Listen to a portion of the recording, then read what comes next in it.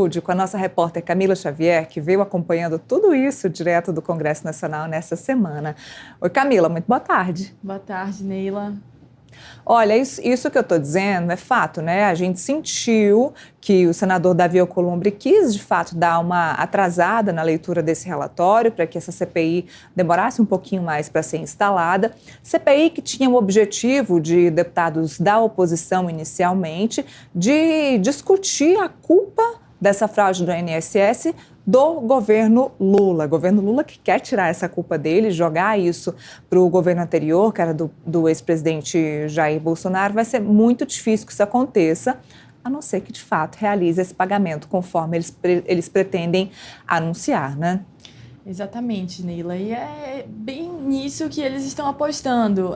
Nesta semana, o líder do governo no Congresso, Randolfo Rodrigues, chegou a comentar a abertura da CPMI, a leitura do relatório, né, para a abertura da CPMI, e falou bastante disso, que era a oposição quem deveria lamentar a abertura da CPMI, que o governo não teme essa investigação, que foi o próprio governo, por conta da própria autonomia que o governo dá às instituições e a possibilidade de investigar, que o caso foi descoberto e foi revelado.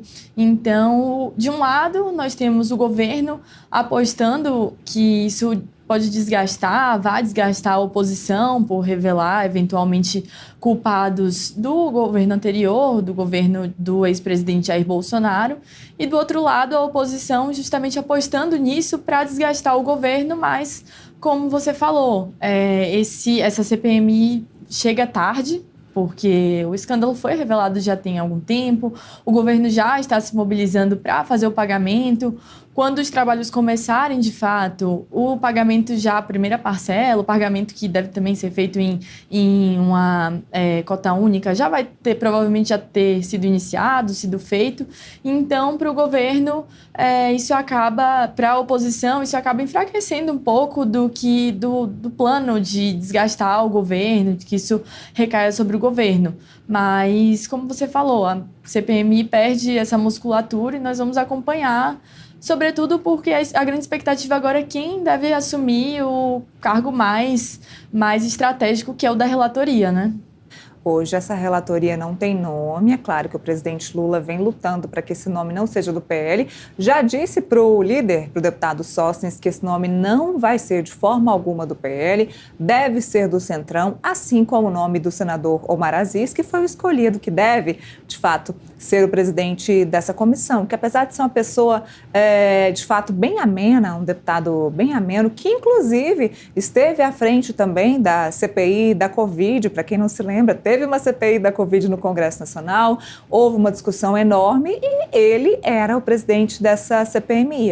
É um senador muito experiente, então deve ficar à frente dessa presidência. Ele, que apesar de ser do Centrão, ele tem sim uma ideologia, um pezinho, é aliado sim do governo, então deve ir de acordo com o que o presidente Lula, com o que o governo vai defender. Então, a ideia é que o relator que fica a cargo da Câmara escolher também deve ser do Centrão.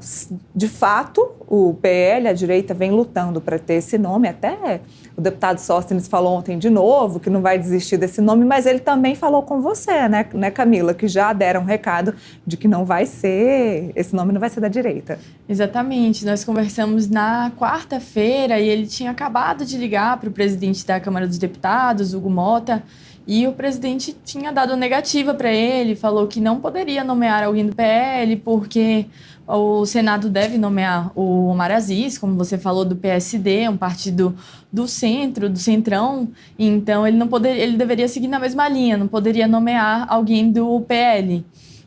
Então, a expectativa é que, de fato, esse nome não seja do PL, não seja de um bolsonarista, pelo menos do partido, do ex-presidente Jair Bolsonaro, já que o Senado seguiu nessa linha de não nomear alguém que seja do mesmo partido do presidente Lula, do PT.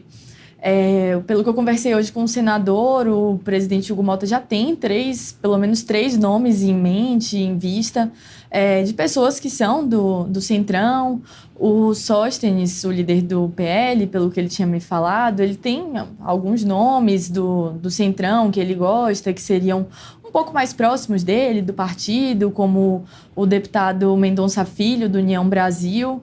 E então essas conversas estão acontecendo. O União Brasil está se colocando à disposição do presidente da Câmara dos Deputados, do Hugo Mota. Além do Mendonça Filho, eles também pensam em outros nomes, estão deixando as possibilidades em aberto para que o presidente escolha. Mas a expectativa é justamente essa, que a gente veja algum nome, talvez um pouco mais ligado à direita, um pouco mais ligado ao PL, mas que não seja diretamente do partido, já que o Senado optou por dar um pouco mais desse equilíbrio, embora a gente saiba que, de fato, o senador Omar Aziz é mais próximo do governo, é da base do governo. O PSD, apesar de ser do centrão, no Senado especificamente, é um partido bastante governista, que costuma acompanhar bastante o governo. E você bem lembrou da CPI da Covid-19, em que o Omar Aziz tomou uma postura bastante contrária ao governo da época, que era o do presidente Jair Bolsonaro. Então, tomando o lado de que está hoje no governo, né?